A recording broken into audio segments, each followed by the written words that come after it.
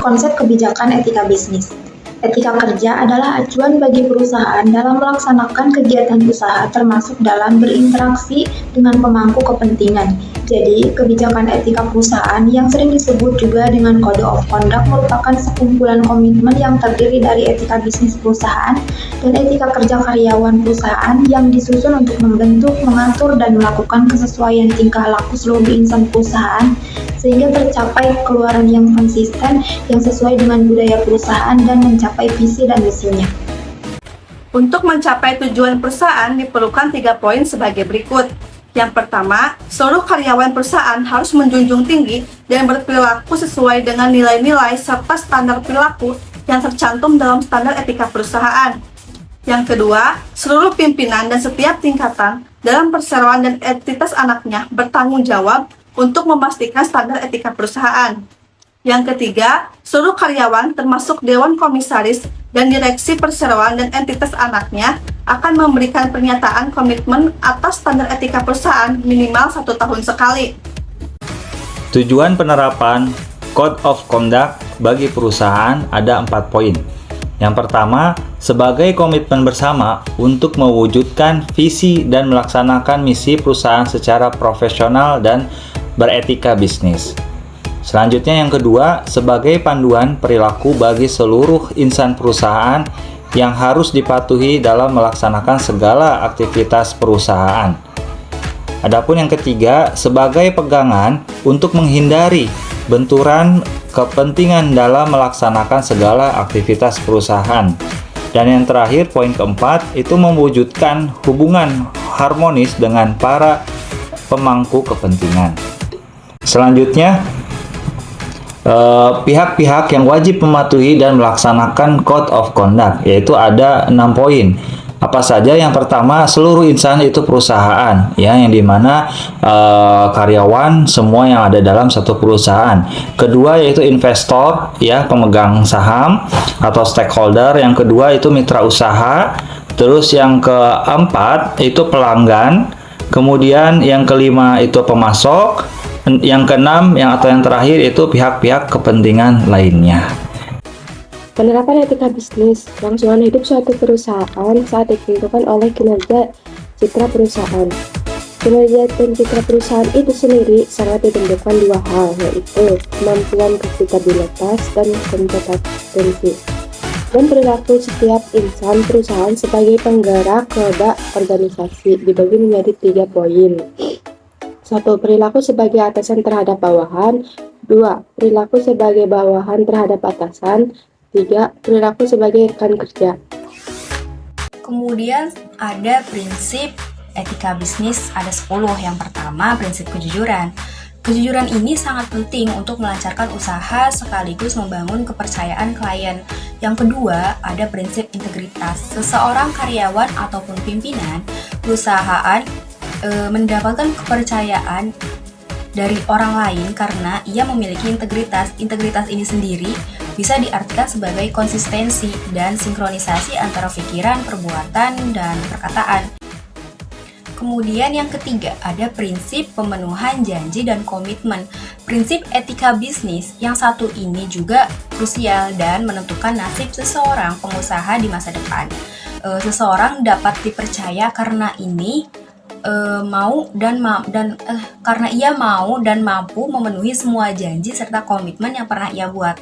Kemudian yang keempat, yaitu prinsip loyalitas. Loyalitas sendiri adalah hal yang sangat diperlukan agar bisnis dapat berjalan dengan baik tanpa menimbulkan konflik. Prinsip loyalitas dalam etika bisnis dapat ditunjukkan dengan bekerja sesuai dengan visi dan misi perusahaan.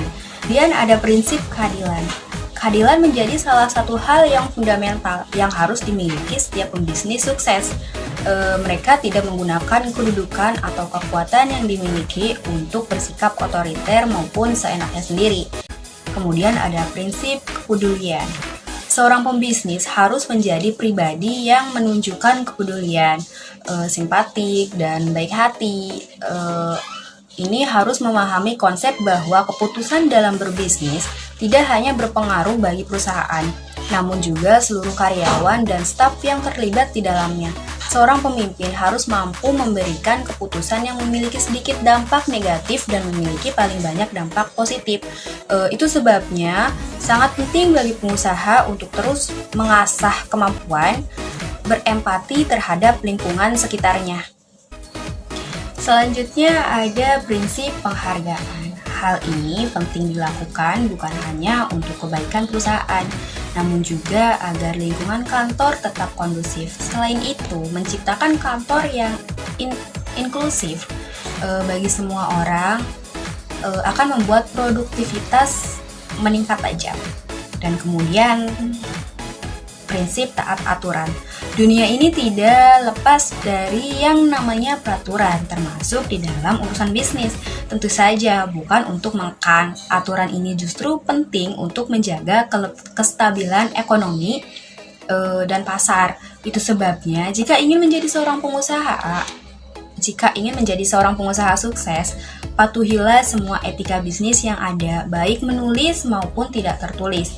Dengan demikian, berpeluang menjadi pembisnis yang disegani banyak pihak.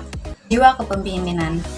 Seorang pembisnis harus memiliki jiwa kepemimpinan yang baik dan menyadari tanggung jawab yang dipikul. Kemudian harus bisa memotivasi seluruh bawahan agar dapat bekerja dan menampilkan performa terbaik. Tanpa semangat kepemimpinan, sebuah perusahaan akan kehilangan nahkodanya. Alhasil, produktivitas akan terganggu, terjadi miskomunikasi antara individu dan berakhir chaos. Kemudian ada menjaga reputasi. Seorang pembisnis harus memiliki kemampuan membangun dan melindungi nama baik perusahaan beserta seluruh hal yang berada di dalamnya. Hal ini yang menjadi kunci datangnya konsumen karena percaya bahwa perusahaan dapat memenuhi segala kebutuhannya. Tak hanya itu, menjaga reputasi perusahaan juga mampu mendatangkan berbagai peluang manis ke depannya. Secara tak langsung, hal ini akan berpengaruh positif terhadap nominal pendapatan perusahaan dan kesejahteraan karyawan. Tujuan etika bisnis untuk menjalankan dan menciptakan sebuah bisnis seadil mungkin serta menyesuaikan hukum yang sudah dibuat. Selain itu, juga dimaksud untuk menghilangkan ketergantungan pada sebuah kedudukan individu ataupun perusahaan.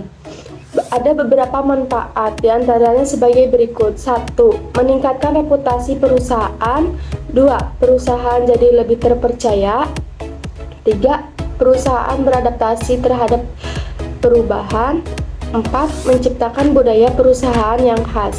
Fungsi dari etika bisnis adalah kemampuan untuk menghemat pengeluaran dengan menghindari kemungkinan gesekan atau gangguan internal dan eksternal. Fungsi lain dari etika bisnis adalah memotivasi karyawan untuk terus berkembang, melindungi prinsip-prinsip kebebasan berbisnis dan berdagang, dan menciptakan lingkungan keunggulan yang kompetitif.